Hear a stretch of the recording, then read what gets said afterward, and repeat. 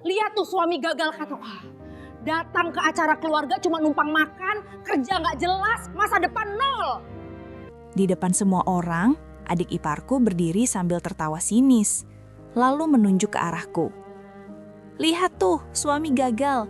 Datang ke acara keluarga cuma numpang makan, kerja nggak jelas, masa depan nol. Ruangan langsung riuh dengan tawa yang menusuk. Dia belum selesai. Dia bahkan membandingkanku dengan pria lain yang katanya lebih pantas jadi laki-laki. Aku diam, menahan semuanya. Sampai akhirnya dia menerima satu telepon dan wajahnya langsung berubah pucat. Halo teman-teman, selamat datang di channel ini. Tempat terbaik untuk menikmati cerita drama keluarga, kisah penuh konflik, dan cerita viral yang penuh pelajaran hidup. Sebelum kita mulai, jangan lupa dukung channel ini dengan klik like, subscribe, dan share. Karena dukungan kalian sangat berarti agar kami bisa terus upload konten seru setiap hari. Tulis juga di kolom komentar kalian nonton dari daerah mana ya? Aku pengen tahu. Dan ingat, channel ini akan update setiap hari jam 11 siang.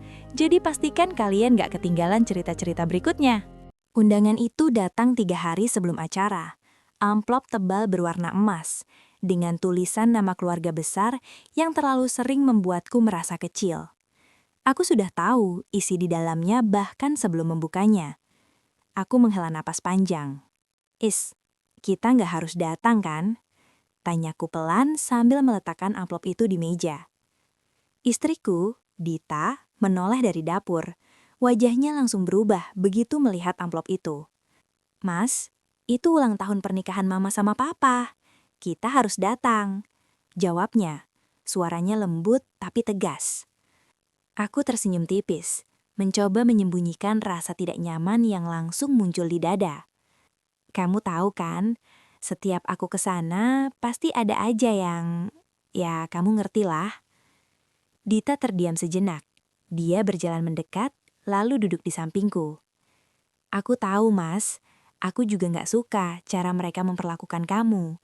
Katanya pelan, terutama Rina. Nama itu saja sudah cukup membuat suasana berubah. Aku tertawa kecil hambar. Rina nggak akan berubah. Di matanya, aku cuma laki-laki yang nggak sukses. Dita menggenggam tanganku. Tapi di mataku, kamu lebih dari itu. Aku menatapnya. Ada ketulusan di sana yang selalu membuatku bertahan selama ini. Mas, kita datang bukan buat mereka. Kita datang buat orang tuaku. Kita hargai mereka, bukan omongan orang lain. Aku terdiam. Logikanya benar, tapi perasaan selalu lebih sulit dikendalikan. Bayangan-bayangan dari pertemuan sebelumnya mulai muncul di kepalaku. Tatapan meremehkan, bisikan halus yang sengaja diperdengarkan, dan tawa kecil yang terasa seperti tamparan. Aku menarik napas dalam. Acara jam berapa? Tanyaku akhirnya. Dita senyum lega. Jam 7 malam. Aku mengangguk pelan. Oke, kita datang. Tapi jauh di dalam hati, aku tahu malam itu tidak akan berjalan biasa saja. Karena setiap kali aku datang ke rumah itu, selalu ada satu hal yang menungguku. Penghinaan. Dan entah kenapa, kali ini perasaanku mengatakan, sesuatu yang berbeda akan terjadi. Jam menunjukkan pukul 19.10 saat mobil kami akhirnya berhenti di depan rumah besar itu. Lampu-lampu taman menyala terang, musik lembut terdengar dari dalam, dan deretan mobil mewah sudah memenuhi halaman. Aku menatap sejenak ke arah pintu masuk. Mas, siap? Tanya Dita pelan. Aku menarik napas panjang. Seperti biasa, jawabku singkat. Begitu pintu dibuka, aroma makanan mahal langsung menyambut. Tawa dan suara obrolan memenuhi ruangan. Tapi begitu beberapa pasang mata melihat kami masuk, suasana terasa sedikit berubah. Ada yang tersenyum, ada yang hanya melirik, dan ada yang jelas-jelas menilai. Dita, akhirnya datang juga. Suara nyaring itu langsung terdengar. Rina. Dia berjalan mendekat dengan gaun mewah yang mencolok. Senyumnya lebar, tapi terasa tajam. Dia memeluk Dita sekilas. lalu menoleh ke arahku dari atas sampai bawah. Mas juga datang. Ucapnya seolah-olah itu sesuatu yang mengejutkan. Aku hanya mengangguk kecil. Iya, datang. Rina tersenyum miring. Kirain sibuk banget sama bisnisnya, katanya memberi jeda yang terasa seperti sindiran. Masih jalan kan? Beberapa orang di sekitar kami mulai memperhatikan. Aku menjawab tenang. Masih? Rina tertawa kecil. Oh syukurlah, aku sempat khawatir loh, soalnya sekarang banyak banget usaha kecil yang tutup, katanya sambil menyeruput minumannya santai. Seorang sepupu ikut menimpali. Iya ya, apalagi kalau nggak punya koneksi atau modal besar. Tawa kecil mulai terdengar. Dita menggenggam tanganku sedikit lebih erat. Aku bisa merasakan dia ingin membela, tapi aku menahannya dengan lirikan halus. Nggak perlu. Rina belum selesai. Oh iya mas, lanjutnya. Aku sekarang kerja di perusahaan besar loh. Kantornya di pusat, kliennya internasional. Nada suaranya meninggi, sengaja. Capek sih, tapi ya namanya juga profesional. Beda sama yang santai-santai aja. Kali ini beberapa orang benar-benar tertawa. Aku tetap diam, wajahku tenang. Tapi di dalam ada sesuatu yang mulai bergerak. Rina melangkah sedikit lebih dekat, menatap aku langsung. Mas, serius deh, gak kepikiran cari kerja yang lebih jelas, katanya, pura-pura peduli. Soalnya kasihan Dita juga kan? Suasana mendadak canggung. Semua orang menunggu reaksiku. Aku menangguk pelan. Biasa. Tapi saat aku melihat sekeliling, tatapan-tatapan itu masih ada. Menilai, membandingkan, meremehkan. Dan di tengah semua itu, aku sadar satu hal. Malam ini baru saja dimulai. Suara dentingan sendok dan gelas mulai terdengar saat semua orang dipersilahkan duduk di meja makan panjang. Hidangan mewah tersusun rapi, dari makanan khas hingga menu internasional yang terlihat mahal. Aku duduk di samping Dita, berusaha fokus pada piring di depanku. Tapi seperti yang sudah kuduga, ketenangan itu tidak berlangsung lama. Rina duduk tidak jauh dariku, sengaja. Dia melipat tangan di meja, lalu memandang ke sekeliling seolah ingin memastikan semua orang mendengarnya. Ngomong-ngomong soal kerjaan, katanya membuka percakapan. Di kantor aku lagi ada proyek besar banget. Beberapa anggota keluarga langsung tertarik. Oh ya? Proyek apa, Rin? Tanya salah satu paman. Rina tersenyum bangga. Kerjasama dengan investor luar. Nilainya ya lumayan lah, miliaran. Jawabnya santai tapi dengan nada yang jelas ingin dipuji. Wah, hebat banget, sahut yang lain. Rina mengangguk kecil, lalu tanpa ragu melirik ke arahku. Makanya sekarang perusahaan lagi seleksi ketat buat posisi manajer baru, lanjutnya. Gak semua orang bisa masuk, harus punya pengalaman, koneksi, dan ya standar tinggi lah. Beberapa orang mulai mengangguk-angguk. Aku tetap diam, memotong makanan perlahan.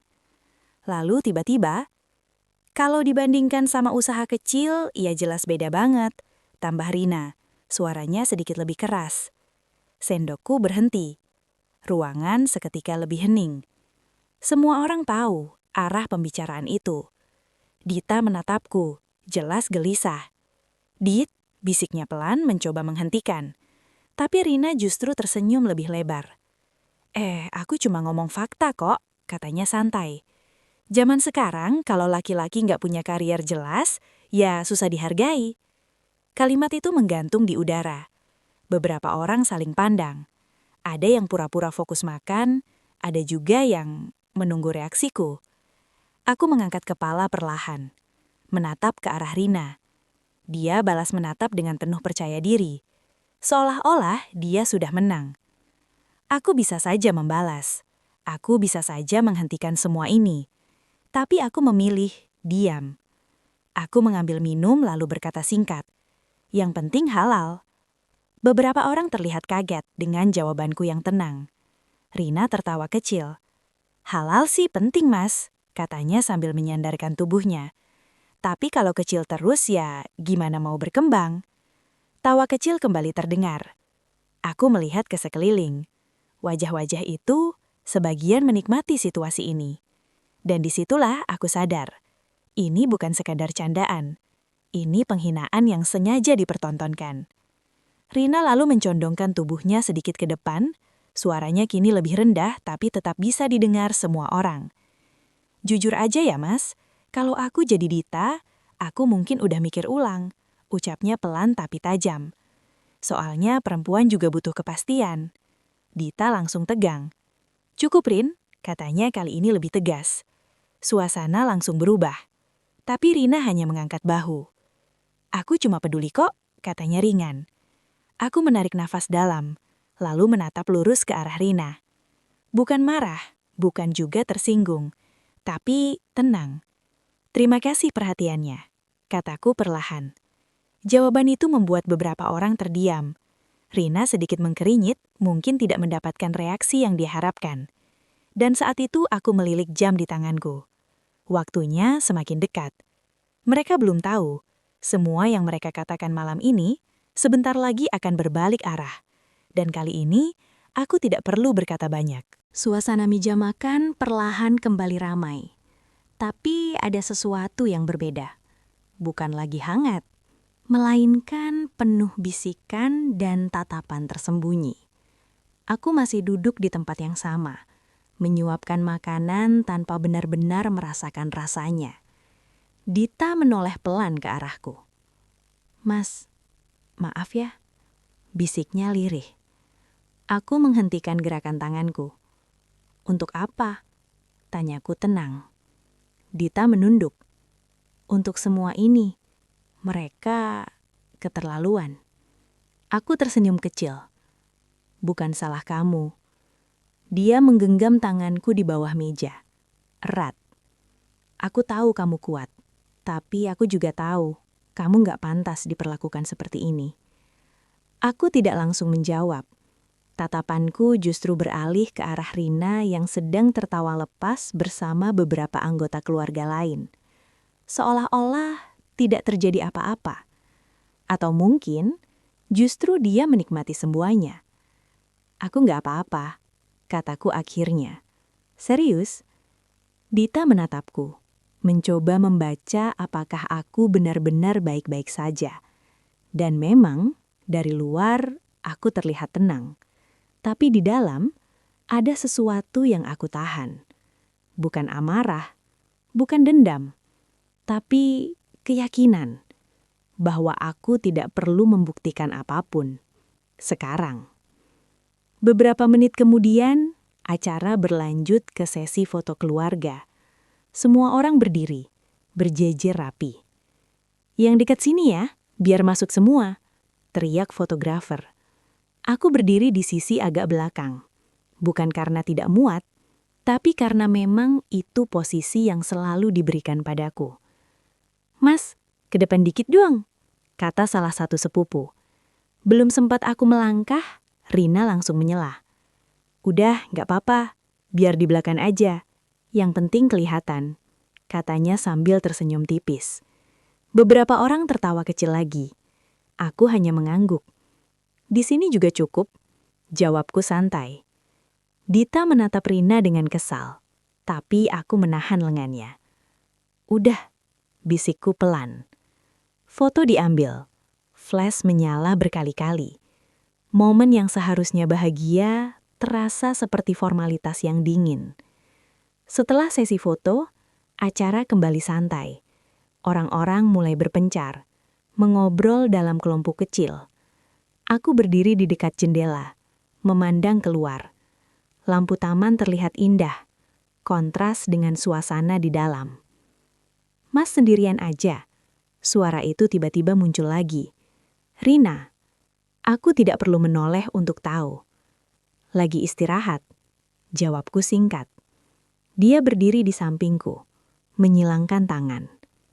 Kamu tuh aneh ya, katanya. Aku menoleh pelan. Aneh gimana? Dihina begitu tadi, tapi tetap santai. Jawabnya, menatapku dengan tatapan penuh selidik. Atau jangan-jangan kamu memang gak merasa itu hinaan? Aku tersenyum tipis. Mungkin aku cuma nggak merasa perlu bereaksi. Rina mengerenyit. Atau kamu nggak punya pilihan selain diam? Sindirnya. Aku tidak langsung menjawab. Hanya menatapnya sejenak. Lalu berkata pelan. Kadang, diam itu bukan karena lemah. Rina tersenyum sinis. Ya, atau karena nggak punya apa-apa untuk dibanggakan. Kalimat itu tajam. Tapi anehnya, aku tidak terpancing. Aku justru melirik jam di tanganku sekali lagi. Rina memperhatikan gerakanku. Nunggu apa sih? Tanyanya. Aku menatapnya, lalu tersenyum. Waktu yang tepat. Dia tertawa kecil. Kamu ini kayak lagi di film aja. Aku tidak membalas. Karena dalam hatiku, aku tahu satu hal. Semua yang terjadi malam ini, semua hinaan, semua tawa, belum mencapai puncaknya. Dan ketika momen itu datang, aku tidak perlu berteriak, tidak perlu membalas. Cukup satu fakta yang akan membuat semuanya berubah. Aku masih berdiri di dekat jendela, sementara suara tawa dan obrolan terus mengisi ruangan di belakangku. Gelas di tanganku sudah lama kosong, tapi aku belum berniat mengambil minum lagi. Pikiranku tidak ada di sini. Mas, kamu dari tadi di sini aja. Suara Dita kembali terdengar. Aku menoleh. Dia berjalan mendekat dengan wajah penuh kekhawatiran. Capek ya? Tanyanya lembut. Aku menggeleng pelan. Bukan capek, cuma lagi mikir. Dita menatapku lebih dalam. Mikirin omongan mereka? Aku tersenyum kecil. Bukan, aku lagi mikirin gimana reaksi mereka nanti. Dita mengernyit. Maksudnya? Aku belum sempat menjawab. Ponselku bergetar. Nama yang muncul di layar membuat sudut bibirku terangkat sedikit. Dita memperhatikan. Siapa, Mas? Aku mengangkat jari telunjuk, memberi isyarat untuk menunggu. Lalu aku mengangkat telepon itu. Halo? Suara di seberang terdengar formal. Selamat malam, Pak. Mohon maaf mengganggu. Saya hanya ingin konfirmasi untuk meeting besok pagi. Aku melirik ke arah keramaian di dalam ruangan. Rina terlihat masih tertawa, dikelilingi beberapa anggota keluarga. Iya, lanjut. Jawabku tenang. Besok pukul 9, tim dari perusahaan yang baru akan bertemu dengan seluruh manajemen lama, termasuk beberapa kandidat internal yang akan dipertimbangkan untuk posisi baru. Aku mengangguk, meski dia tidak bisa melihat. Pastikan semua hadir, kataku singkat. Siapa? Oh iya, untuk perkenalan awal, apakah Bapak akan hadir langsung sebagai pemilik baru, atau... Aku terdiam sejenak, lalu berkata pelan. Saya akan datang langsung. Baik, Pak, kami akan siapkan semuanya. Telepon ditutup. Dita masih menatapku, jelas penasaran. Mas, itu siapa? Aku memasukkan ponsel ke saku. Tim kantor, jawabku santai. Dita masih belum puas. Meeting apa? Aku menarik nafas pelan, lalu menatapnya. Perusahaan tempat Rina kerja sekarang sudah resmi diambil alih. Dita membeku. Diambil alih? Ulangnya pelan. Aku mengangguk. Oleh perusahaan kita. Beberapa detik, tidak ada suara. Dita hanya menatapku mencoba mencerna apa yang baru saja dia dengar. Mas, kamu serius? Serius? Tapi kamu gak pernah cerita, katanya hampir berbisik. Aku tersenyum tipis. Karena aku gak merasa perlu. Dita menutup mulutnya, antara kaget dan tidak percaya. Jadi, semua yang mereka bilang tadi, aku memotong pelan. Biarkan saja.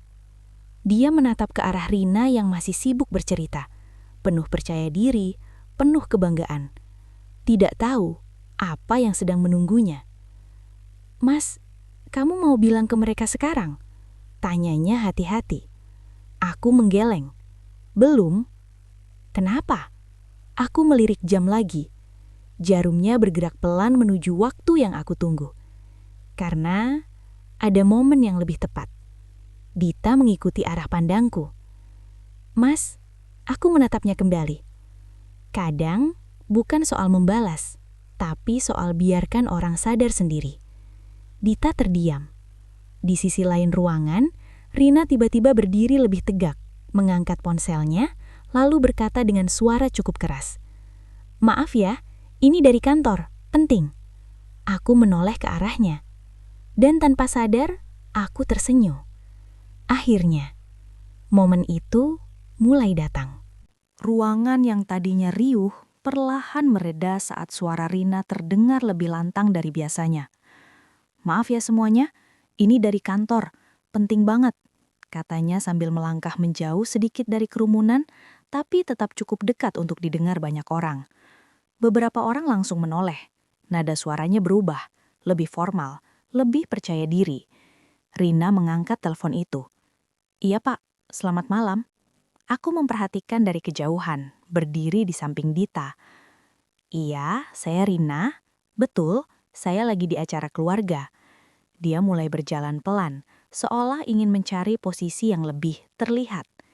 Iya Pak, besok meeting, jam 9. Ulangnya, wajahnya masih santai, masih penuh kontrol. Tapi perlahan, ekspresinya mulai berubah. Dengan pemilik baru, katanya, alisnya sedikit berkerut. Beberapa orang mulai memperhatikan lebih serius. Rina menoleh ke sekeliling, lalu kembali fokus ke telepon. Iya Pak, semua manajemen wajib hadir. Dia mengangguk-angguk, lalu mencatat sesuatu di ponselnya. Baik Pak, nama pemilik barunya siapa ya Pak? Detik itu, suasana terasa seperti berhenti. Aku bisa melihat perubahan itu. Dari percaya diri menjadi tegang. Dari santai menjadi diam. Pak, suaranya pelan. Dia tidak bicara beberapa detik. Matanya mulai bergerak cepat, seolah mencoba memahami sesuatu.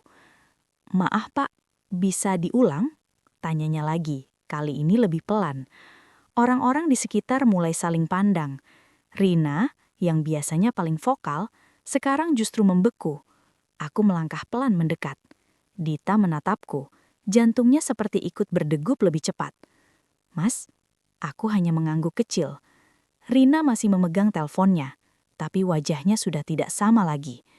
Pucat, kosong. Iya Pak, saya mengerti, katanya akhirnya, dengan suara yang jauh lebih rendah dari sebelumnya. Baik Pak, saya akan hadir. Telepon ditutup, tapi dia tidak langsung bergerak. Tangannya masih menggenggam ponsel. Matanya menatap kosong ke depan. Semua orang sekarang benar-benar diam. Rin, kamu kenapa? Tanya salah satu anggota keluarga. Dia tidak menjawab, hanya menelan ludah, lalu perlahan menoleh ke arahku. Tatapan itu bukan lagi meremehkan, bukan lagi sombong, tapi penuh kebingungan dan sedikit ketakutan. Aku berdiri tepat di depannya sekarang. Tidak terlalu dekat, tapi cukup untuk memastikan semua orang melihat kami. Besok meeting ya? Tanyaku tenang. Rina tidak langsung menjawab. Bibirnya sedikit berdetar. Kamu, katanya pelan. Kamu tahu dari mana? Aku tersenyum tipis, karena aku juga diundang. Beberapa orang mulai berbisik. Apa maksudnya? Terdengar suara pelan dari belakang. Rina mengeleng pelan, seolah tidak ingin mempercayai apa yang mulai dia pikirkan. Gak mungkin, bisiknya. Aku menatapnya lurus, lalu berkata dengan suara yang cukup jelas.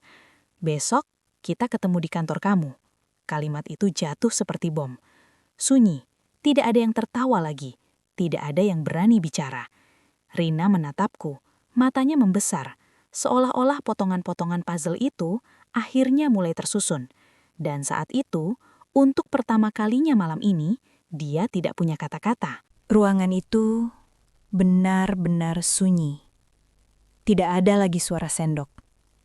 Tidak ada tawa. Bahkan, musik latar terasa seperti menghilang. Semua mata tertuju pada satu titik. Aku dan Rina. Dia masih berdiri di tempatnya. Tubuhnya kaku, seolah belum sepenuhnya sadar dengan apa yang baru saja terjadi. "Mas, maksud kamu apa?" Suaranya akhirnya keluar. Pelan, tapi bergetar. Aku tidak langsung menjawab. Aku justru melirik sekeliling. Wajah-wajah yang tadi penuh tawa, sekarang berubah. Penuh tanda tanya. Penuh ketegangan. Aku kembali menatap Rina. "Kamu sudah dengar dari atasanmu, kan?" Kataku tenang. Rina menelan ludah. "Pemilik baru?" Lanjutku. "Yang akan datang langsung besok pagi." Dia menggeleng pelan. Nggak mungkin," bisiknya. "Itu perusahaan besar. Nggak mungkin." Aku melangkah satu langkah lebih dekat. "Kenapa nggak mungkin?" tanyaku. Rina mundur setengah langkah. Refleks. Karena dia terdiam. Kehilangan kata. Aku bisa melihat dengan jelas. Rasa percaya dirinya runtuh perlahan. "Kamu sudah cukup pintar untuk mencari tahu sebelum bicara terlalu jauh," kataku pelan, tanpa emosi. Kalimat itu menusuk lebih dalam dari teriakan. "Mas," suara Dita terdengar lirih di belakangku. Bukan untuk menghentikan, tapi lebih seperti menenangkan suasana. Rina menatapku lagi, kali ini dengan mata yang mulai berkaca-kaca. "Jadi, semua ini," katanya pelan. "Kamu?" Aku mengangguk. "Perusahaan tempat kamu bekerja," kataku jelas, satu persatu kata, "sekarang berada di bawah manajemenku." Sunyi. Beberapa orang bahkan tanpa sadar menahan napas. Seorang paman berbisik pelan. "Serius itu?" Yang lain hanya saling pandang. Tidak ada yang berani menyelah. Rina menggenggam ponselnya lebih erat. "Kenapa kamu gak pernah bilang?" tanyanya. Suaranya hampir putus. Aku tersenyum tipis. "Karena kamu gak pernah bertanya." Dia terdiam. Kalimat sederhana itu seperti menjatuhkan semuanya. Semua ejekan, semua sindiran, semua tawa yang tadi dia lemparkan, kini berbalik, menghantam dirinya sendiri. Dia mencoba bicara, tapi berhenti. Untuk pertama kalinya, dia terlihat kecil. Sangat berbeda dari beberapa menit yang lalu. Aku menatapnya tanpa rasa marah. Tanpa dendam. Hanya tenang. "Tenang saja," kataku akhirnya. Aku tetap profesional. Rina mengangkat wajahnya perlahan. "Tapi, satu hal yang perlu kamu ingat," aku berhenti sejenak. "Memberi ruang, agar setiap kata terasa. Jangan pernah menilai seseorang dari apa yang kamu lihat di permukaan." Air mata mulai menggenang di mata Rina. Dia tidak membalas, tidak menyela. Karena kali ini, dia tidak punya posisi untuk itu. Di belakangku, aku bisa merasakan suasana berubah total. Orang-orang yang tadi tertawa, kini diam. Orang-orang yang tadi meremehkan, kini menghindrai tatapanku. Dan di tengah semua itu, aku tidak merasa menang. Aku hanya merasa selesai. Aku menoleh ke arah Dita.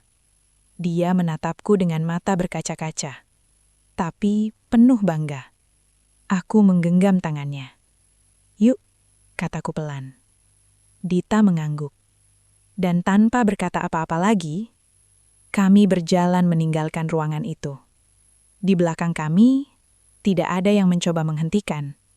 Karena semua orang tahu, malam ini segalanya sudah berubah. Langkah kami terdengar jelas di lantai marmer saat meninggalkan ruangan itu. Tidak ada yang memanggil, tidak ada yang berani menghentikan. Hanya keheningan yang mengikuti kami sampai keluar rumah.